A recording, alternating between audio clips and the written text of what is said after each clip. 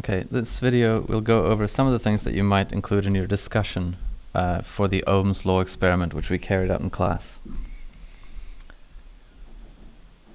Alright, the first thing that we will have created before we start the discussion is the graph. And so the first thing that we can do is just explain what the graph tells us. And so this straight line graph that we generated is a straight line directly through the origin. And that means that as the voltage increases, the current increases in direct proportion, or the current is directly proportional to the voltage. And so we can see here that if we increase the voltage by 5 volts, then the current will increase by approximately 0.5 amps. If we double the voltage, then the current will also double. And that's what we mean by two quantities being in direct proportion. So the voltage and current are directly proportional to one another. The other thing is that we can say about the graph that our results were reasonably consistent with the relationship that we found. That is, the points pretty much fell on the line that we drew through our points, so the line of best fit.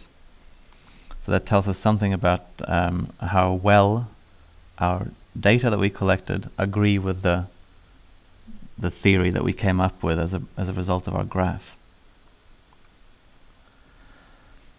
Now we can link this to our understanding of voltage, current, and resistance, because as the voltage across the resistor increases, the electrons are being pushed with a greater force. And that means that more electrons will be pushed through the resistor per second, and so the current in the circuit will increase. The gradient of the graph we can relate to Ohm's law, which we've studied in class. And Ohm's law says that the voltage is equal to the current times the resistance. We can rearrange this to look like the current is equal to the voltage divided by the resistance. And the reason that I did this is because I want the quantity that we had on our y-axis to be by itself. That makes it easier to compare the theoretical equation with the equation that we can get from our graph. So I is equal to V divided by R. The equation for our straight line was that the current is equal to the gradient times the voltage. And the gradient we found, or the software that we used found, was 0.1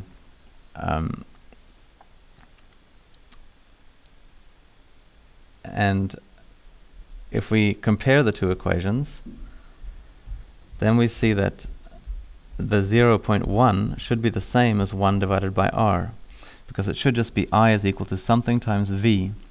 And if we look back at the Ohm's law equation, so that's this one, we can see that I is equal to 1 divided by R times V. And so our equation says that I is equal to 0.1 times V. So that means that 0.1 must be, for this particular situation, the same as 1 over R. And that gives us a value of R, if we rearrange, of 10 ohms. So by doing this experiment, we've not only found that V is proportional to R, V is proportional to I, we've also found that the resistance is 10 ohms. We can also discuss what efforts we took to improve the accuracy of the experiment. And the first thing that we did was to check that our meters were set at 0 before we had anything to measure on them. So basically, the ammeter's needle pointed to 0 when it was not plugged in, and the voltmeter did the same. And if we hadn't done that, and if the needle hadn't pointed to 0, then that means that there's probably going to be an error, a zero, what we call a zero error in all of our results.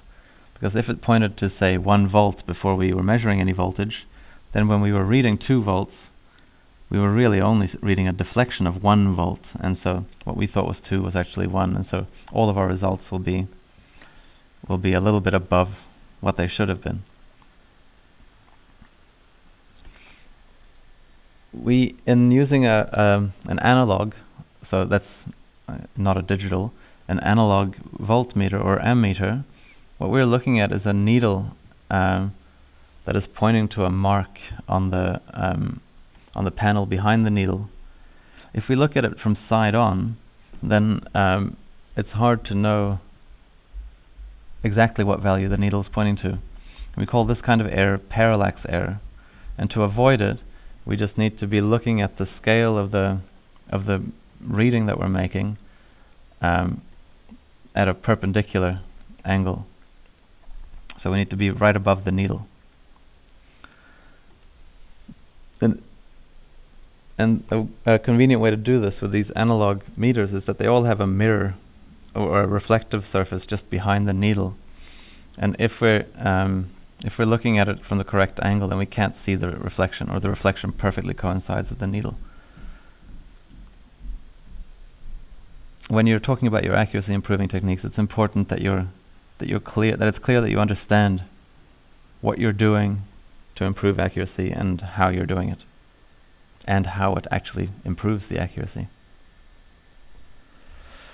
We also used the correct scale. There were 2 scales on the ammeter.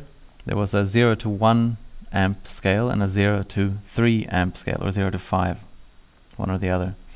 And so we wanted to use the correct scale, and most of our currents were below 1 amp, so we used the 1 amp outlet because this allows us to get a really accurate reading, because it means that each mark on the scale corresponds to a smaller unit, which means that we'll be able to see more accurately what exactly the current was for each reading.